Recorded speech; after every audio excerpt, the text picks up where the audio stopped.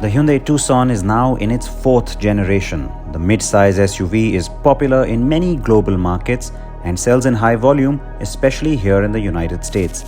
We're still to get the fourth gen in India, and that is why this becomes a very crucial and exclusive review for you to watch.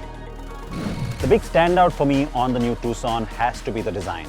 It's a lot like the Concept T, and it's based on that, of course, but look at all these lines, lots of angular cuts, very specific definition in the metal. Look at that. It just really comes forward, and squarish wheel arches kind of add to its stance. Looks very sharp. But the big signature is going to be this front grille, because when the car is turned off, it just looks like a big black grille. It comes to life with the DRLs, and that is something no other manufacturer is doing. It's a great signature, and you're going to get to see it in just a few days on the facelifted Creta as well. The blackened dark chrome grille and Hyundai logo and those sharp two-tone alloy wheels that you're seeing are courtesy the top-end trim called Limited in the American market. I like its panoramic roof too. The Tucson's rear is also very well defined and specific. The claw-like continuous taillights are a cool signature and really stand out in traffic, especially at night. The tailgate is electric on this variant. On the inside, the cabin is roomy and bigger than you'd expect when you see the car from the outside. The central console with its large 10.25-inch touchscreen and almost integrated-looking climate-controlled touch panel dominate the design and are standard at the top end. Now, some bits in this cabin are completely new, some are very familiar. Let me talk about what's really new. This layout is kind of different, very flat look for this touchscreen, and the climate control system with touch panel, that's kind of nice and new. And then you've got this, the central console extends in here, and you've got this flush set of buttons at the very top of it. That's nice. You've got things like seat cooling, seat warming, that's the ventilation. You've got steering warming as well, we won't need that. Hill descent control, the parking sensors, you can turn them on or off. Down there, wireless charger at an angle like you've seen in the Alcazar, and of course USB connectivity.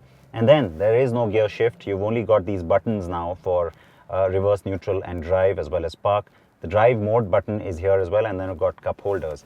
On the screen, you see things that we've seen now on cars like the Alcazar. Instrument cluster is virtual. You can of course customize that, so that's a nice thing, because if you go into setup, go into vehicle and then cluster, you can select different themes. You've got Classic A, Classic B, Classic C, and then of course the cube look, which we've seen on that car, like I said. Besides that, there's another interesting thing that I really liked. Well, it's different. Sounds of nature. So you can get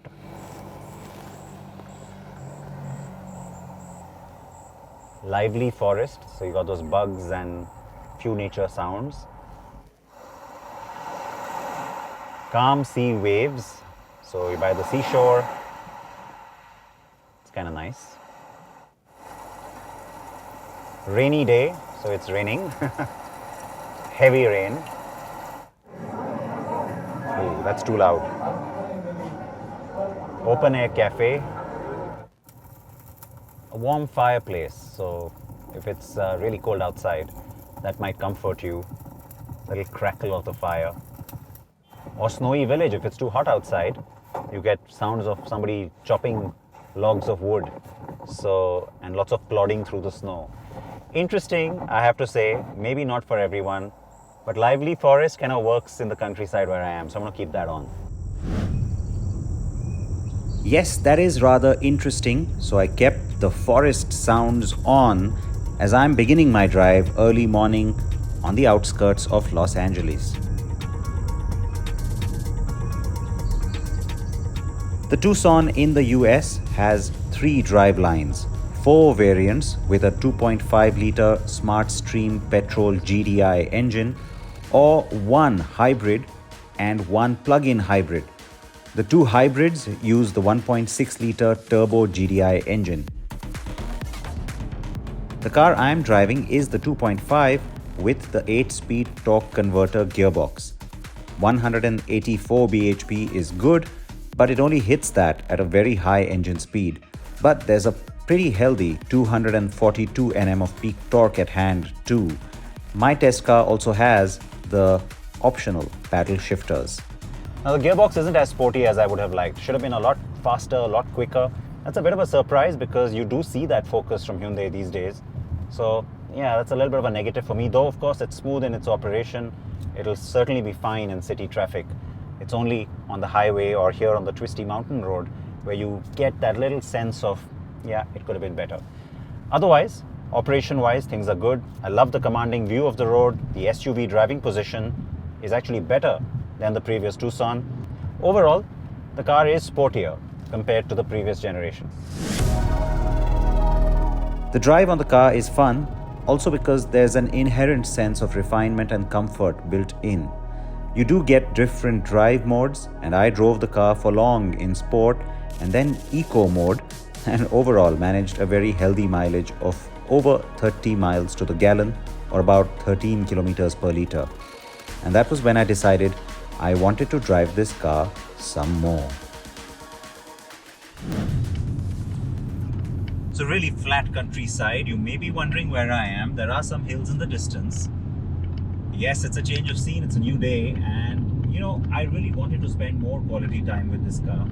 So I decided to make a bit of a road trip of it. So I've left Los Angeles far behind. I'm still in California, but I'm heading to Death Valley. The distance I have driven to get here was around 370 miles or about 600 kilometers because we came via Las Vegas. What has helped on the long journey are a lot of the ADAS or advanced driver assistance systems that the limited variant has as standard.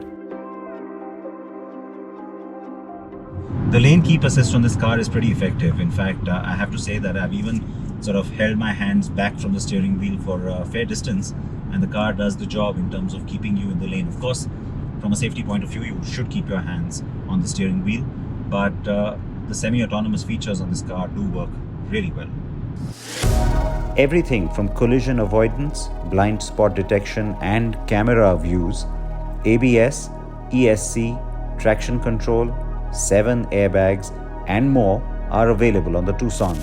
Given this is the top spec, it also gets one other crucial feature, one that helped the last gen's sales in India too.